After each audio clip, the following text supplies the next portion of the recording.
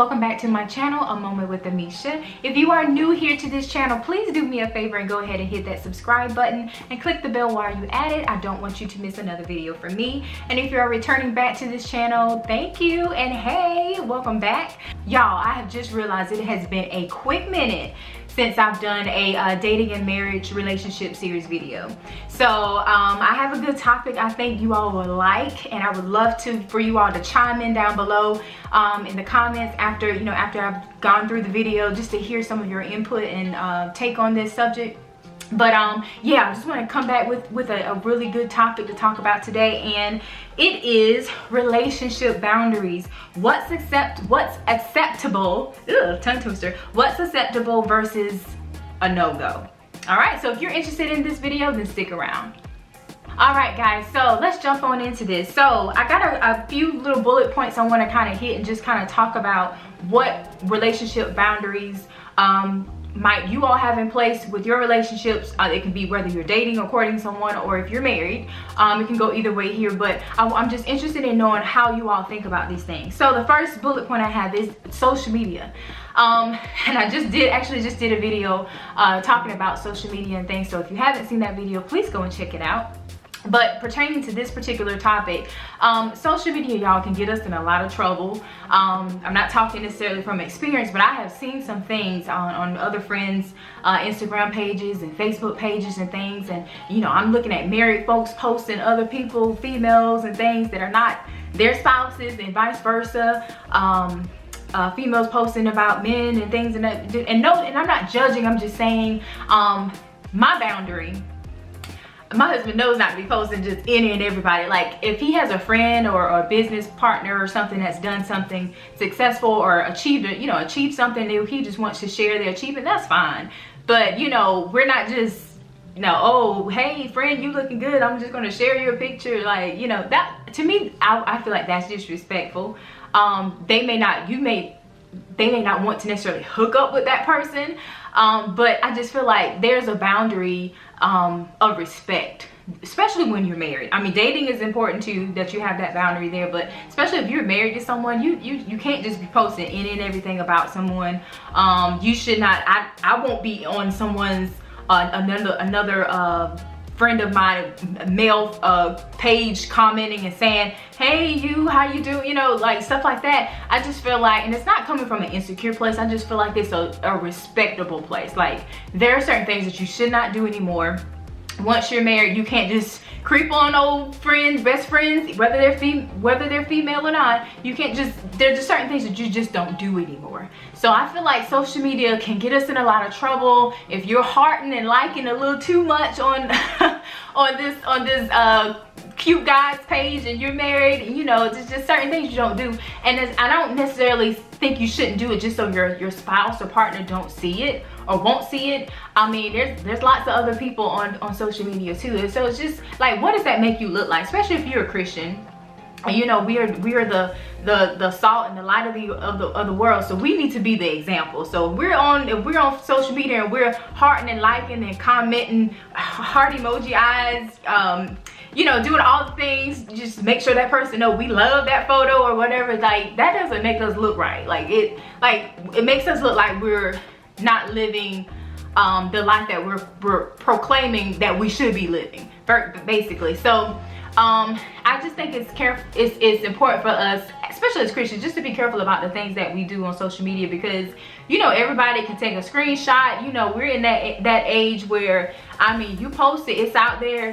I mean, anybody can see it. Anybody can, like, oh, well, I have screenshots. Oh, I got that message you sent me. You should not be in anyone's DMs if you're married, speaking to the opposite sex or whatever. Like, that type of thing, it shouldn't happen.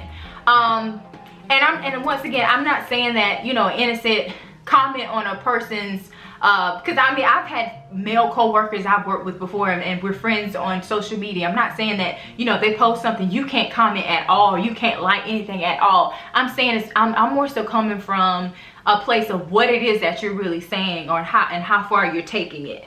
So I would love to hear your comments and how you feel about social media with being married or dating, and what's too much for you. Like, what's okay, like you don't mind, and then what's a no-go, like no. he ain't about to be that. Like, I would love to hear that. So that's social media. I just feel like, all in all, just if your spouse or your partner, your girlfriend, boyfriend, whoever is beside, like, what would you post if they were beside, like right beside you, watching you post whatever it is? Would you be okay with liking that or hearting that or making a certain remark or comment under something if they were like literally standing over your shoulder watching you? Would you be okay with that? If you would not be, then that's an indication that maybe what you're about to do or say or post or like, that ain't it. So that's a good way to look at it, at least I feel like.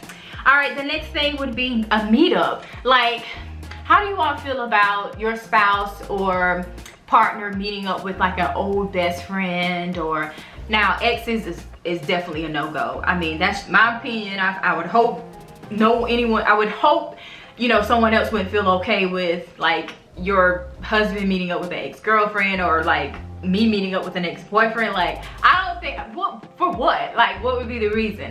So that's another good video we should probably cover too. Like, should you keep connections with, you know, past relationship people, like old boyfriends and girlfriends? That's a good one too. But back to this though, like, would it be okay for us to meet up with people of the opposite sex that's not our partners or not our you know, boyfriend or girlfriend? Like, how would you feel about that? My personal opinion, I'm a little in between here, because I feel like, first of all, your relationship is your relationship, so you're gonna make whatever call you feel like is acceptable anyway, regardless of what how I feel about it. But I feel like if it's, you know, if it's someone that that's maybe family of the opposite sex, or if this is a business partner, like my husband has a female mentor, like someone that he looks up to, and this person helps him along the way with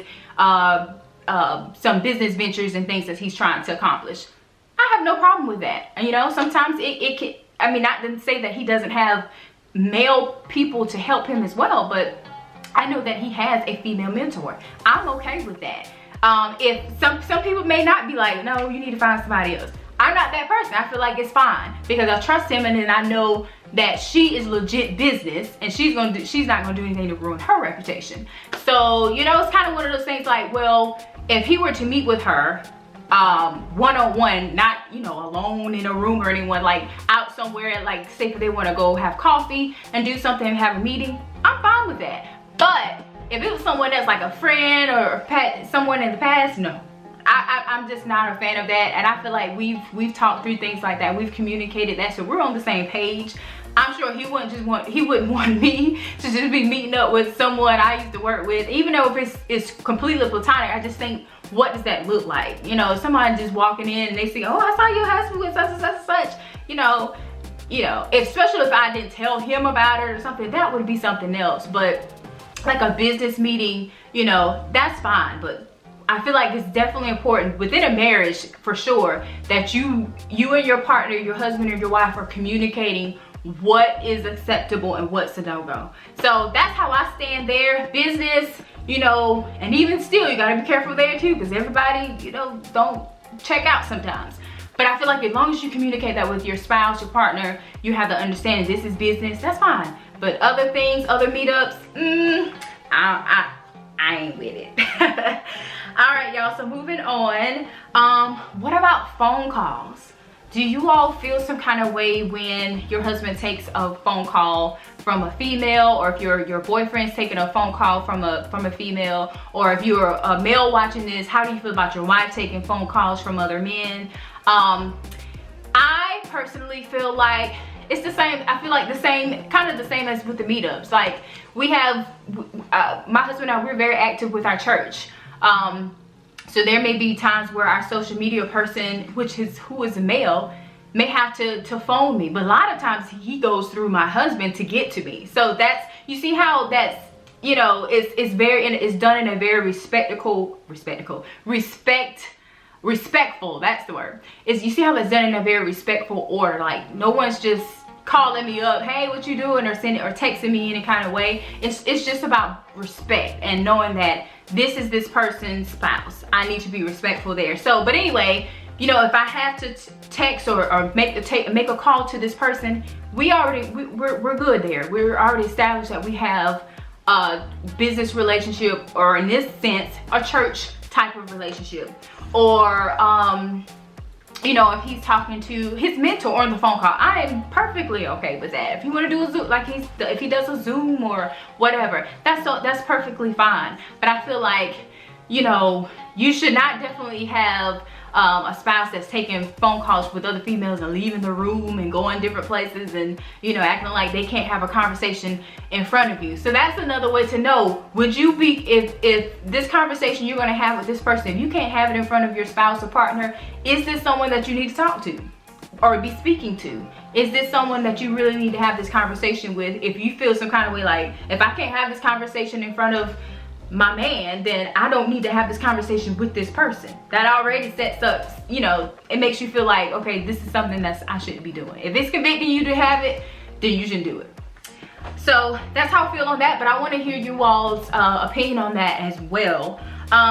What about social interactions? You're in person, you're with your spouse, or you're with your boyfriend, or if you're a guy, you're with your girlfriend, and you all see people that you know. How do you all interact with the opposite sex? So say you're a couple and there's this female that comes up and your husband is the only one that, like, you don't know this female. How do you all perceive those interactions? Do you look for your spouse or your boyfriend or whatever to introduce you, like, hey, you know, this is my wife, this is Amesha, this is such and such and such, we know each other from blah blah blah blah blah. That's normally how my husband and I do things. If I meet someone and if it's a person of the opposite sex, it's a guy, I say, hey Jimmy, this is my husband Quentin. Quentin, I know Jimmy from school. We went to school together back in Coca or something like that. You know, so I feel like doing that at least releases all tension. Your husband, for one, is not guessing, you know, it's not having to sit there and be like, okay, so who is this dude? Who is this? You know what I mean? And it's not coming from insecure place either. It's just respect. Like, I feel like this whole thing just has to do with respect. Like, do as to others as you'd have them to do unto you. Like, you wouldn't want somebody having you looking like boo-boo the fool because you have no clue what's going on, who you're talking to, what kind of relationship you have, how was this relationship established. So that type of thing I feel like is very, very important. So I like to hear your input on that too. Like, so I just feel like if you're upfront with your spouse, you all are on the same page with communicating things, you know your boundaries with each other, I feel like then, you know, all is well. But when you don't communicate certain things, you just expect your partner to be okay with certain things, and I feel like you're giving a lot of room for the enemy to walk in and play with your mind and trick you and do all the things. So that's it, you guys. I just wanted to bring this forward to you all and just to see how you all feel about relationship boundaries. What's a no-go, what's acceptable, what's okay, what's good, what are things that you're really not sure how you should feel about. Leave those in the comments, and so let's kind of get the conversation going and see if we can help each other out here, because, you know, we don't always get these things right.